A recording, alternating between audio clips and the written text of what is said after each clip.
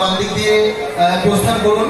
আপনারা প্রত্যেকে চলে আসুন আর প্রত্যেকেই হুজুরের কিতাবগুলো একটু সংগ্রহ করুন এবং শুধুমাত্র ওয়াজ মাহফিলের মধ্যে দিয়ে হুজুর যে সমস্ত বক্তব্য রাখছেন সেগুলোতে আপনারা অবশ্যই শুনবেন, আপনারা দেখবেন, আসবেন। পাশাপাশি হুজুরের যে সমস্ত কিতাবগুলো ওনার রক্তকে পানি করে যে সমস্ত কিতাবগুলো উনি লিখছেন সেই কিতাবগুলোকে আপনারা সংগ্রহ করবেন। স্টলে হুজুরের বই রয়েছে, আমাদের বরেণ্য মুফতি আব্দুল কাইয়ুম সাহেবের বই, মুর্শিদ কেবলার বই আমাদের স্টলে রয়েছে, আপনারা সেখান থেকে বইগুলোকে সংগ্রহ করবেন। আপনারা প্রত্যেকে আসুন, একটু সিস্টেম হয়ে আপনারা। আর একটি বিশেষ ঘোষণা, আমাদের এই পর্বের পরে আমাদের রজব আলী হুজুর তিনি আসছেন, তিনি ওয়াজ মাহফিল করবেন। ওনার বক্তব্যের পরে আমরা এটা জামাত সম্পন্ন করবো ইনশাআল্লাহ।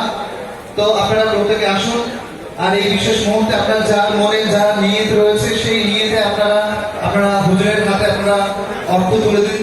আপনারা শুনেছেন ইতিমধ্যে প্রায় 1200 মতো ছাত্রী এখানটাতে পড়াশোনা করছে, তাদের ব্যাপক খরচ রয়েছে। সেই খরচে আমরা একটু ভাগিদার হই, আমরা একটু অংশগ্রহণ করি, এটা আমাদের নৈতিক কর্তব্য। আপনারা প্রত্যেকেই জানেন যে আমাদের অল ইন্ডিয়া জামাতের যে কটা প্রতিষ্ঠান রয়েছে কোনো প্রতিষ্ঠানই সরকার ঘোষিত নয়। আমরা